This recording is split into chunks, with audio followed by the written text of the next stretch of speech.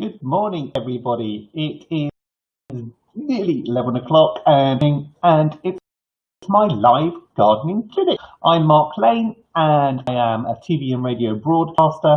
I'm an author of Royal Gardens of the World, which is coming out in September. Also a garden columnist, a garden designer, charity. Really lovely to see you all there. Really lovely to see you on. This is also going out on YouTube and Instagram. F1 to do. This through, so hopefully we can get through. This week we're looking at growing potatoes in plants, area gardens. Year-round interest in between stepping stones, how to create a seed garden, how to make a filter by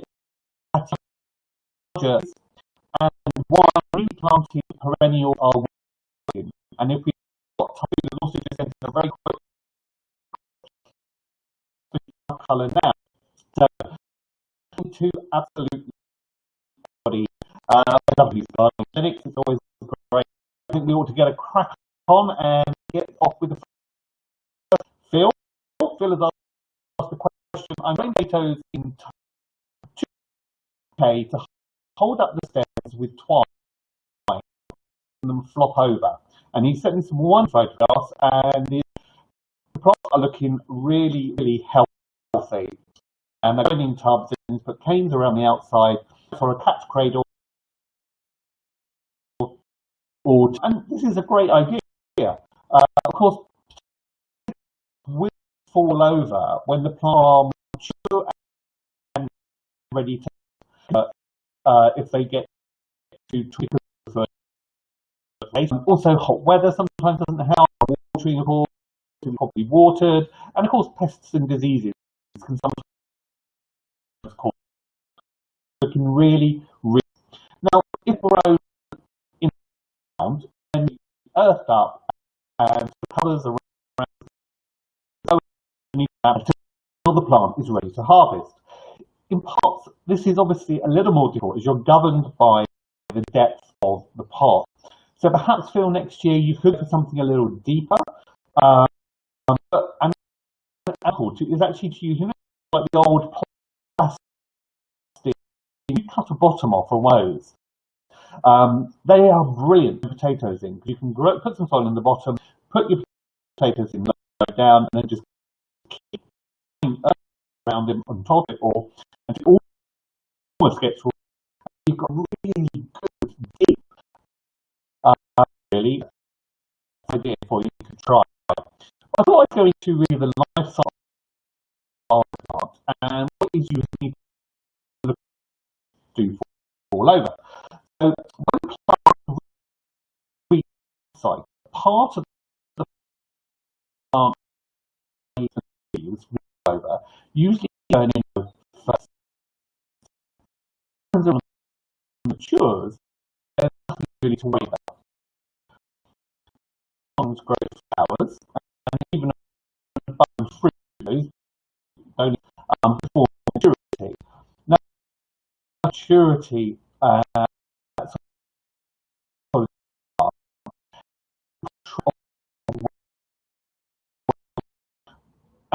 the top of the potato on the catalogue or on the website where you actually bought them on the seed packet, and then keep in mind that the time to maturity for potatoes can vary from 75 days to 106. For example, let's say you plant on 50 and it takes 95 to 100 days to grow to maturity. I know maths at this time in the morning does my head as well, but I'll try and make it as easy as possible. That means that 10 days in April and 30 June to harvest around 19th of July to 24th, i.e. 15 plus 31 30 plus equals 95. Now, one possibility is that potato plants grown too tall. Potato plants will grow too tall due to overfeeding, especially if you use fertilizer that is promote lots of healthy green growth above ground. Tuber, you want the potatoes. However, it can also neglect the production of the potatoes, which is the part of the plant you want to. So if your plant gets too tall, you have the option of staking them, as Phil has done, just like you would do with tomato plants, to support them as they grow. Now, potato tubers, the part you eat, form best at temperatures of around 80 to 70 degrees Fahrenheit or 16 to 21 degrees Celsius. Then potato tubers do fail if the temperature gets to about 80 degrees or 7 Celsius, something like that. So you encounter soil temperatures. It's best to plant potatoes as soon as the soil temperatures get to about 50 Fahrenheit or 10 degrees Celsius. Now, if you overwater your potato plants, the root cannot properly absorb nutrients from the soil. It will possibly rot your plant from absorbing water, and this will soon kill your potato plant, cause it to fall over. Now, if you underwater your potato, they'll curl, and that's a really good indication. The best way to water your potato plant is to water it from below, avoiding wetting the leaves. Now, as you would do with most other plants, sort of in the morning, to give any wet leaves time to dry out before nightfall. Otherwise, it can increase the risk of fungal diseases that will affect the potato plants. Water deeply and infrequently. Excuse me. Rather than providing a shallow amount of water, it doesn't do the plant like any plant, it doesn't do any good. It's also recommended to obviously avoid watering potato allergies from the soil. So that's hopefully given a little bit of insight into how the potatoes plant, how the potatoes grow. Obviously, how to get to maturity, they will fall over if you haven't obviously earthed all the way up. So Phil, I probably think that you're supposed to be doing. Your plants look really lovely and healthy. Just have a quick check on the maturity, just to see when they would mature. Just make sure, or when they would mature. Sorry, I haven't got my teeth in this morning. And then and see if it's 95 days or 165 days and work.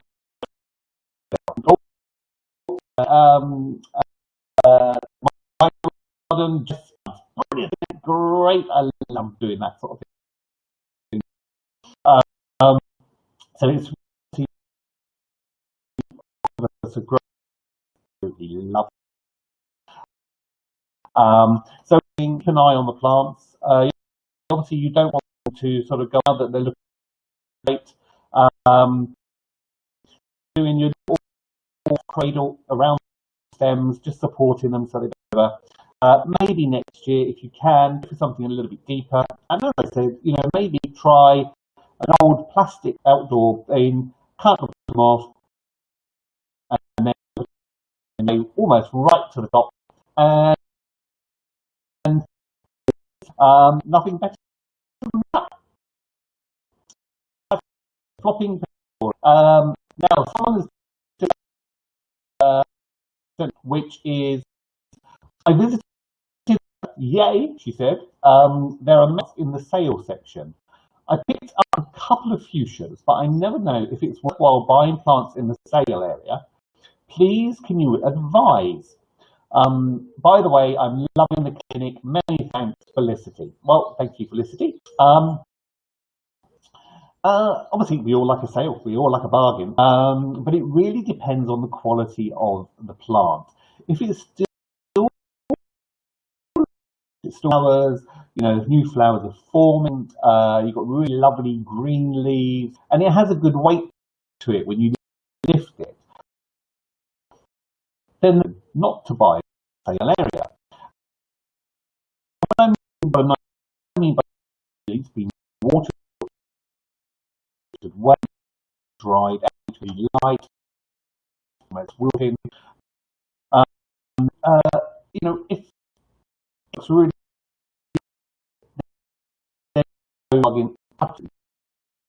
unfortunately, say the last area gets water, sort of garden centre wants to focus on the plants that are in sale at that moment in time, so they'll be watering those and making sure that they will look brilliant for you when you go in. So unfortunately, the sale area does sort of get sort of a little water if someone's a bit tired. They'll whip over with the and really do make sure that the plant has a really good weight to it when you lift it up and it's still really healthy. Now, if you've got green fingers and you really love gardening, then and you like it, challenge.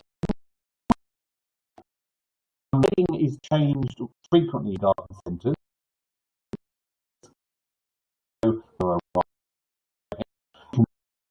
Bargain just when the sale area.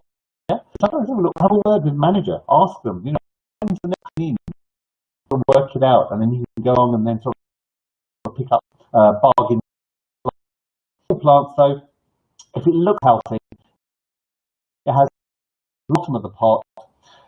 It's looking lovely and green. It's not wilting. There's no yellowing leaves. The flowers are still there. The buds are still being held. They're still forming new flowers.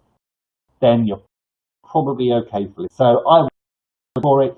Fuchsias are really great coming back. And, if you've got a few healthy stems on that, almost couple of fuchsia plants,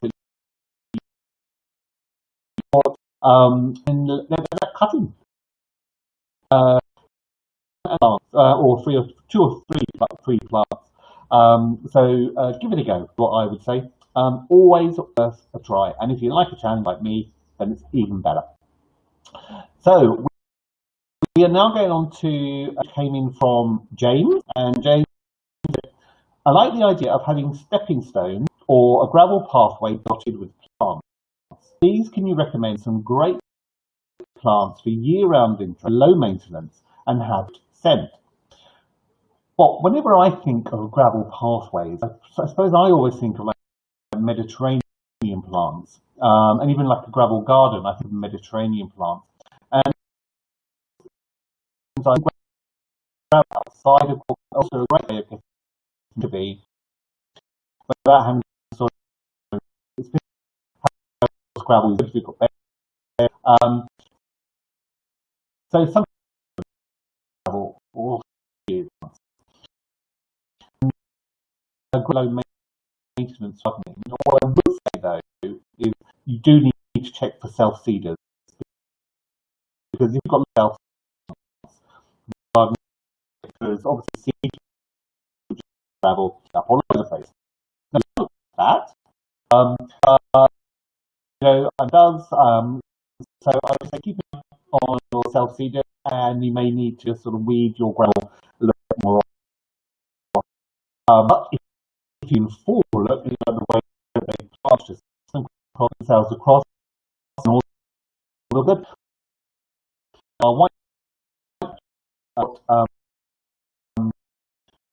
And trans and self and because I actually want to grow. Me on my I do sort of go around planting of them, and I just leave them. And if not, we'll pick care, and then we'll put them into the borders. So just word of wisdom and a little bit of thing. Just think about a gravel garden. I would look and start with ground cover plants. So if you want to go for things like or the fleabane zone, which has beautiful sort of pink and white daisies. It doesn't smell, but it's a really great spread, really, really beautiful, and will flower from May all the way through to about October, if not November. So and it's a really lovely one. Alchemilla mollis is absolutely wonderful with that sort of scallop to the morning dew and really chartreuse. It's really, really lovely, but it itself seed a lot. I mean, you know, you're really, really careful with that because it will go wherever it wants to go. But also, why not think about things like cyclamen? Cyclamen hederifolium has a lovely little scent to it.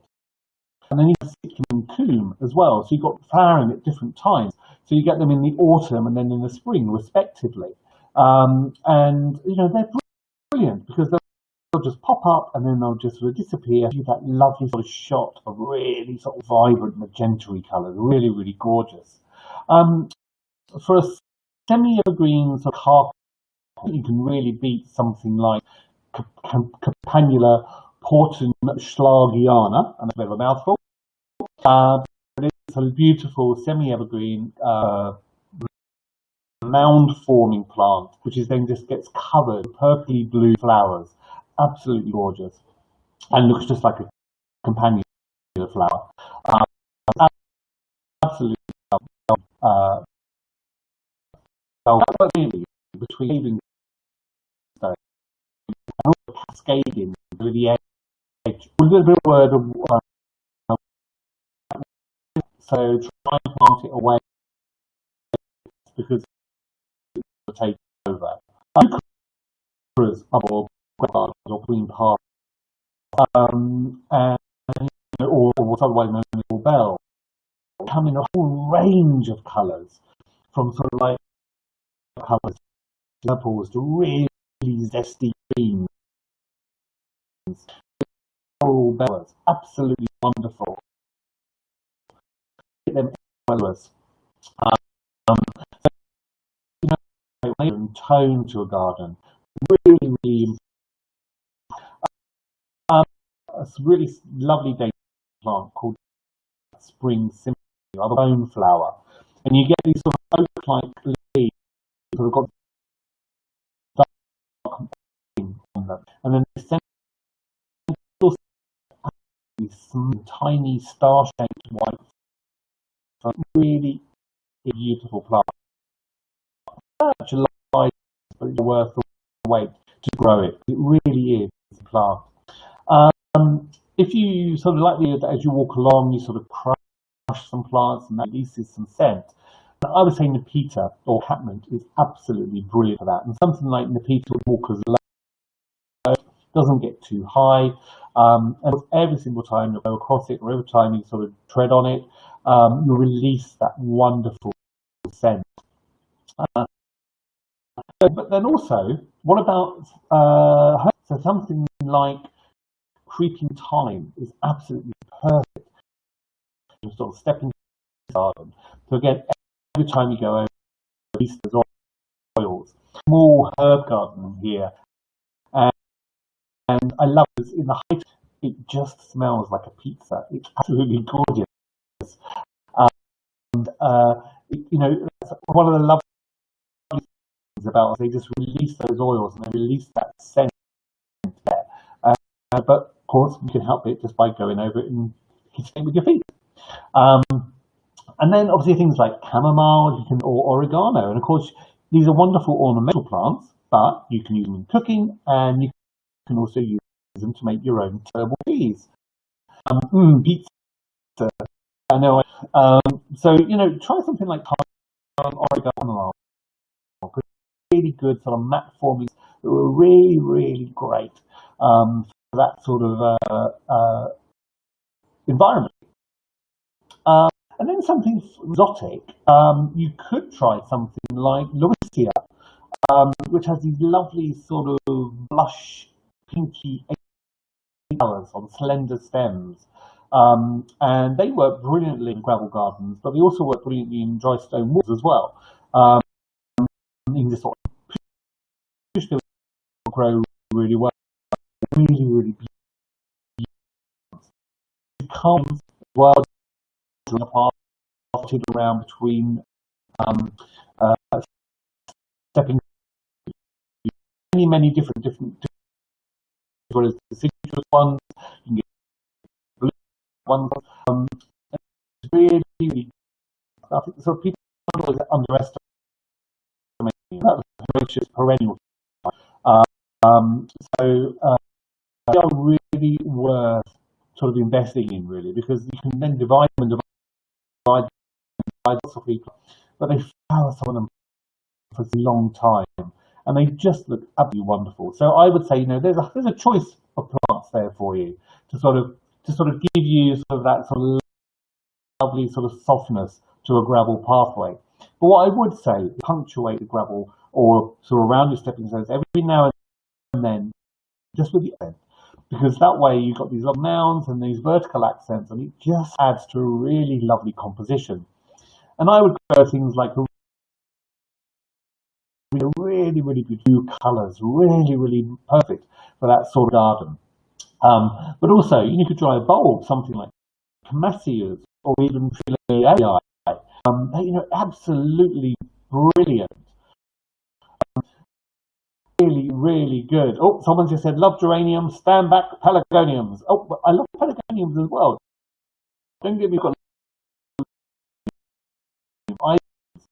but I just think the perennials within the borders and things like that work absolutely brilliant. James, there's a whole load of different ideas there for you. Hopefully that will give you some idea of some plants sort of pathway made to be.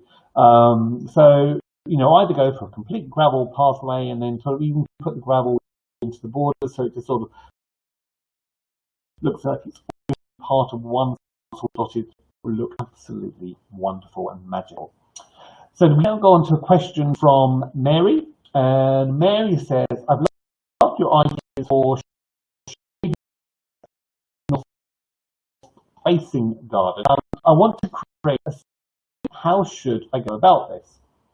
Okay, so scented gardens, I see so many gardens, and the problem is people overdo it. Because obviously, and it's one of those that really our senses. So the first thing I would say consider is how many scents you want to include within your garden without overpowering senses. Sometimes you go into a sense, so many what quite work out where that smell together. So just think about the scents that you want to include. Then I would say think about key points of your garden and mention scent in those areas. And that's a really good tip actually for people who are partially sighted or blind. Scented plants within a garden, they become markers. And then the individuals can know that if they go to a particular area, they know that that plant is there, they know where they are. And then they can go on to the next one, they get the scent again from another plant, and that's another area of the garden.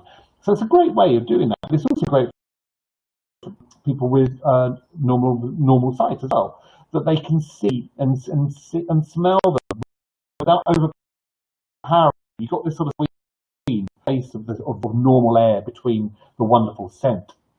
And then I would say fragrance is obviously very personal, and fragrance is one of those unique scents which sort of memories or wonderful, of your childhood or your youth or whatever it might be. I mean, roses for me always remind me of my grandparents. So that's something which is very personal. So I can recommend lots of different smelly plants to really love, and everyone will experience like different ways. People will do this in different ways. So don't get too high, someone sees this scent and you smell it and it doesn't quite smell like that. Don't worry about that. You like the scent, then why not grow it? Then I would say about your roots, think about your garden, and don't forget your front and back door. Every single time you go in and out of your front or back door, it's lovely to have a scented plant there. You're always going to get that wonderful scent of when you go past it or into the house or out of the house. So just think about that, and then think about your garden, and then sort of position the scented plants. Then obviously think about the fact that scent doesn't always just come from the flowers. It can come from crushed leaves. It can come from bark. There's many, many different ways of getting to have a sort of play on that I might want to do in different areas. So, for example, if you're sitting here, you enjoy it, herbs are brilliant by there because you sort of put the get the release of those oils, and you just want to and just pick some to put onto your pizza or onto your food. So can you shade your garden? You can do roses in it. I've got roses growing in a part of my garden, and they're doing really, really well. I've got Ferdinand Pritchard, which is doing really, really well there, as well as exceptionally well in shade. So there are, don't mind some shade. But they always scent as much for me personally to smell it. Whereas if there is a full sun, it scents. Do it. You can grow them in the shade. Also give you scent. So things like daffs, grape hyacinths, oriental hyacinths, lilies, tulips. Some of these have some wonderful scent. And I suppose like narcissus, they have a really heady scent. Narcissus Winston Churchill is a really, really lovely double. Narcissus geranium, I've got this lining on a pathway front door actually, and it's a lovely multi-headed daffodil, and it has a rich orangey centre. It's absolutely wonderful. And feel that scent. For something like ballerina, lovely apricot has a lovely scent. There's something I love. It's like really, really cool.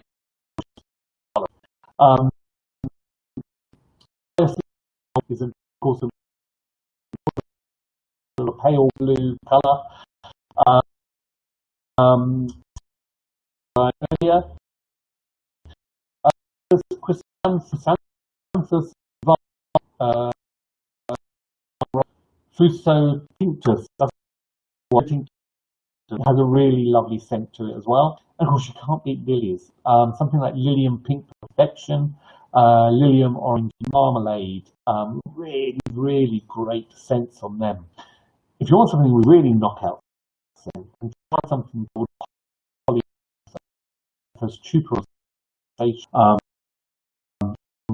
strong scent, really, really gorgeous. And then things like Freesia Bloom is a lovely new one that's out. Or even don't forget the bold scent. Absolutely. Shrubs coca. Coca absolutely wonderful. Also winter daffodils, orange, gardenias, so there's some sort of shrubs you can grow. Scented clementis as well, jasmine, and then, as I said, you're sort of close to a small herb garden. Just is absolutely wonderful, and those things like beans, whether the really, a few days, just 2 or 3 minutes, and then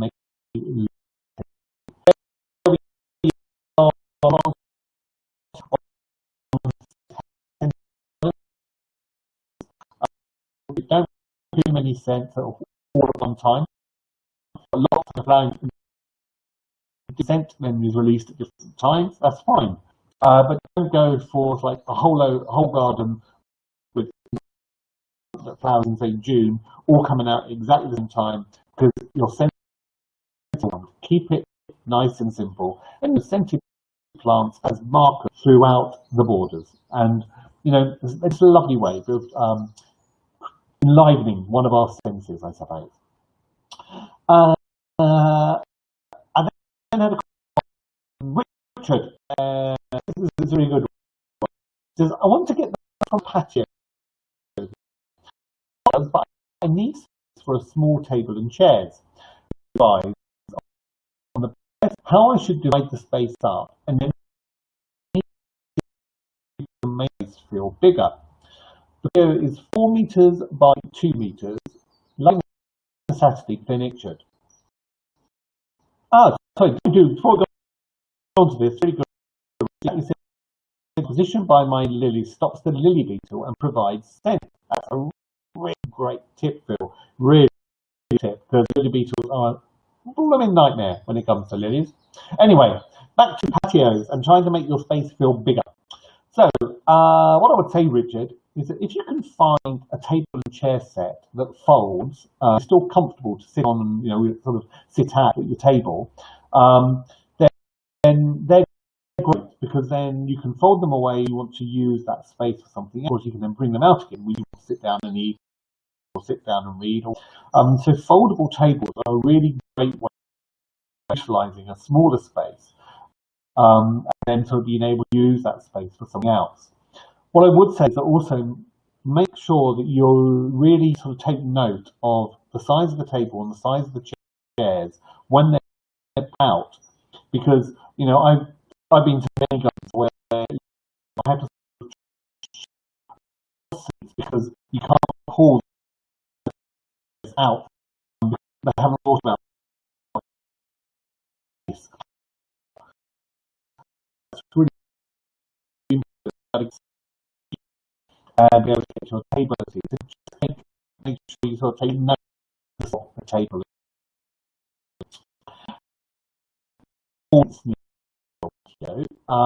Then you can hang in a mirror. Project light around the space. So you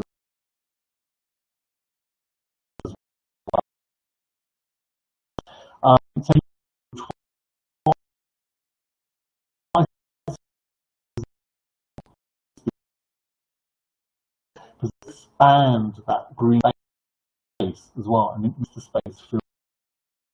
Now, what you could then do is at either side of the mirror, you could